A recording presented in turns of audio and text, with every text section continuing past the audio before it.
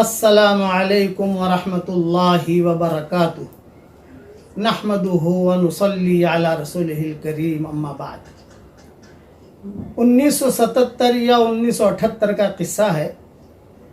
جمعہ کی نماز کے بعد حرم شریف میں حتیم کے سامنے میں بیٹھا ہوا تھا اور ایک بڑے میاں بہت خوبصورت حسین جمیل وہ آئے۔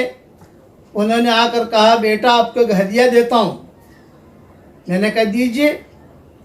تو انہوں نے کہا کہ ہر جمعہ کی نماز کے بعد 7 مرتبہ سورہ اخلاص پڑھ لیا کر بیٹا، اور 7 مرتبہ سورہ فلق پڑھ لیا کر، اور 7 مرتبہ سورہ ناس پڑھ لیا کر۔ تو اگلی جمعہ تک اللہ تعالیٰ ہر برائی سے، ہر بری خبر سے، ایکسیڈنٹ سے، مکروہ سے، بری بیماریوں سے اللہ تعالیٰ تیری حفاظت کرے گا۔ وہ بڑے میاں کہہ کر چلے گئے۔ میں نے اپنا عمل بھی شروع کیا، لیکن میں کسی کو بتاتا نہیں تھا کیونکہ میرے سامنے حدیث نہیں تھی۔ انہوں نے بات بتائی، اسی وقت ہمارا سفر ہوا تھا 1.5 سال، 1.25 سال کا، پورے سفر میں پڑھتے رہے۔ لیکن جب کتابیں دیکھنا شروع کی، کتابیں لکھنا شروع کی، ترجمے کرنی شروع کیے، کتابیں دیکھنے کا موقع ملا تو یہ حدیث ملی۔ اس لیے آپ سب حضرات کو یہ میں بھی بتا رہا ہوں کہ ہر جمعہ کے دن، جمعہ کی نماز کے بعد یا ظہر کی نماز کے بعد، خواتین ظہر کی نماز پڑھتی ہیں ہمارے ہاں، فوراً پڑھنے کی ضرورت نہیں ہے۔ جمعہ کی نماز کے بعد سنتیں پڑھ لی، تسبیحیں پڑھ لی، اطمینان سے فارغ ہو گئے۔ آج کل چونکہ یہ حالات کی وجہ سے کئی جگہوں پر جمعہ ہو بھی نہیں رہے ہیں، ظہر پڑھ رہے ہیں۔ شرط ہے اس میں جمعہ کا ہونا شرط ہے۔ 7 مرتبہ سورہ اخلاص پڑھنے کی عادت ڈالیے، 7 مرتبہ سورہ فلق پڑھنے کی عادت ڈالیے، اور 7 مرتبہ سورہ ناس پڑھنے کی عادت ڈالیے۔ اس کا وقت، بہترین وقت تو یہ ہے کہ ابھی سنتوں کے بعد، نفلوں کے بعد پڑھ لیں، لیکن بعض مرتبہ بھول جاتے ہیں تو بھی کوئی حرج کی بات نہیں، چلو عصر تک پورا کر لو جمعہ کے دن۔ پھر بھی بھول گئے تو بھی کوئی حرج کی بات نہیں ہے، چلو جمعہ کے دن سورج غروب ہونے سے پہلے پڑھ لو۔ تو اس کی عادت ڈال دیجئے، تو اللہ تعالیٰ کی ذات سے امید ہے کہ انشاءاللہ اگلے جمعے تک اللہ تعالیٰ کی حفاظت میں رہیں گے۔ یہ حدیث ابن سنی میں ہے، اور میری کتابوں میں اس کے اور حوالے بھی میں نے لکھ دیے ہیں۔ دوسری بات، ہر فرض نماز کے بعد آیت الکرسی پڑھنے کا اہتمام کیجئے، تو 24 گھنٹہ ہم انشاءاللہ اللہ کی حفاظت میں رہیں گے۔ تیسری بات، روزانہ کم سے کم 100 مرتبہ سورہ اخلاص پڑھنے کی عادت ڈال دیجئے۔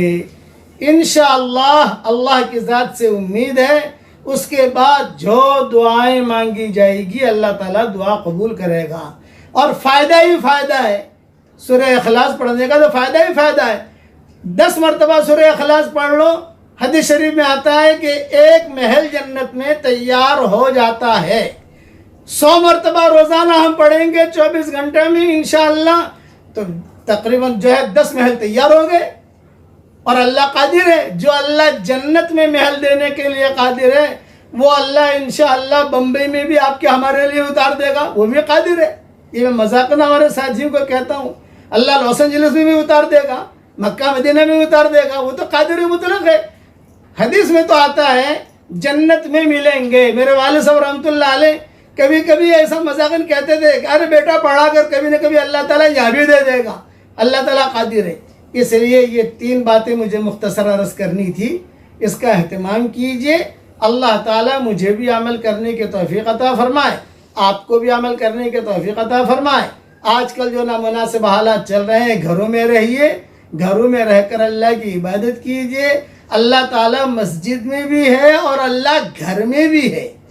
میرے والد صاحب رحمۃ اللہ علیہ فرماتے تھے کہ اللہ تعالیٰ قادر ہے، تھوڑا کام کرو نتیجہ اللہ زیادہ نکالے، بہت زیادہ کام کرو نتیجہ نہ نکالے۔ اس لیے جو بھی قانون حکومت کا ہے اس کا بھی ہمیں جو ہے اہتمام کرنا ہے۔ علماء جو بات کہہ رہے ہیں ان کی باتوں پر بھی چلنا ہے۔ اب میرے ساتھ پڑھ لیجئے تاکہ ہمارا کیش بزنس تو ہو جائے۔ پڑھو میرے ساتھ، لا الہ الا اللہ وحدہ لا شریک لہ لہ الملک وَلَهُ الْحَمْدُ وَهُوَ عَلَى كُلِّ شَيْءٍ قَدِيرٌ. ہر نبی کی زبان سے جملہ نکلا ہے، ہر نبی کا نور اس میں ہے. اور حدیث شریف میں آتا ہے، طبرانی کی حدیث ہے اور نسائی کی حدیث ہے کہ جو کلمہ ایک مرتبہ پڑھ لے تو اللہ تعالیٰ اس کے چھوٹے سارے گناہوں کو معاف کر دیتے ہیں. میرے چھوٹے گناہ الحمدللہ معاف ہو گئے، آپ بھی پڑھ لیجئے، آپ کے گناہ بھی معاف ہو جائیں گے.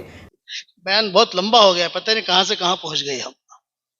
بس آپ حضرات سے یہ کہتا ہوں، اپنے دلوں میں خیر پیدا کرو. اعلم اللہ فی قلوبکم خیرا یؤتکم خیرا. اخیر تب حضور صلی اللہ علیہ وسلم نے حضرت خدیجہ کو نبھایا اور حضرت خدیجہ حضور کے ساتھ رہی. خدیجہ نے کہا تھا نا مجھے طلاق مت دے دینا، حضور نے فرمایا یہ نہیں ہوگا. انتقال کے وقت قریب ایک ہی ہفتے میں تو بڑے بڑے حادثے ہوئے حضور کے خاندان میں. ابو طالب کا انتقال ہو گیا، پھر حضرت خدیجہ کا انتقال ہو گیا ایک ہی ہفتے. بڑا حادثہ، بہت بڑا حادثہ. گھر کا کام خدیجہ سنبھالتی تھی اور باہر کا کام ابو طالب سنبھالتے تھے، دونوں چلے گئے. جب انتقال کا وقت قریب آیا تو حضور قریب میں بیٹھے ہوئے تھے، حضرت خدیجہ کے ہاتھ پکڑے ہوئے تھے. اتنے میں جبریل آئے اور جبریل نے آ کر کہا اللہ نے مجھے کہہ کر بھیجا ہے خدیجہ کو میرا سلام کہو، اور حضور اگر آپ کو برا نہ لگے تو میرا بھی سلام کہو. یہ حضرت جبریل نے کہا، آپ کو غیرت نہ آئی، میرا بھی سلام کہو. تو حضرت خدیجہ کو حضور نے کہا، تو حضرت خدیجہ نے کہا مجھے بہت خوشی ہے میرا اللہ کا سلام مجھ پر آیا، لیکن آپ کو ایک نصیحت کرتی ہوں میں. یہ آخری بات تھی حضرت خدیجہ کی. میں دنیا سے اب جا رہی ہوں اور اب دنیا سے رخصت ہو رہی ہوں. میری بچی ہے، ان کی بچیاں تھیں تو سب جانتے ہو، آپ سب جانتے ہیں ماشاءاللہ، علماء ہیں سب جو ہے. تو میرے دنیا سے جانے کے بعد میری بیٹی فاطمہ کا بہت خیال رکھنا. یہ نصیحت. فاطمہ چھوٹی سی تھی، کھڑی ہوئی تھی جب حضرت خدیجہ کا انتقال ہو رہا تھا. میری بیٹی فاطمہ کا خیال رکھنا. اور میں دنیا سے جا رہی ہوں. حضور نے فرمایا کہ جبریل ایک بات اور کہہ رہے ہیں کہ کیا؟ یہ کہ جنت میں اللہ نے 3 محل بنائے ہیں. ایک محل حضرت خدیجہ کا ہے، ایک محل مریم بنت عمران کا ہے، ایک محل آسیہ کا ہے. تو خدیجہ سے نکاح تو یہاں ہو گیا اور مریم بنت عمران اور آسیہ سے جنت میں نکاح ہوگا. تو حضرت خدیجہ نے آنکھیں کھولی، هل تزوجت قبلی یا رسول اللہ؟ آپ نے مجھ سے پہلے کسی سے نکاح کیا؟ آپ نے فرمایا نکاح نہیں کیا، جبریل مجھے خبر دے رہے ہیں، یہ میں آپ کو خبر دے رہا ہوں. اس پر انہوں نے کہا اشہد ان لا الہ الا اللہ واشہد انک رسول اللہ.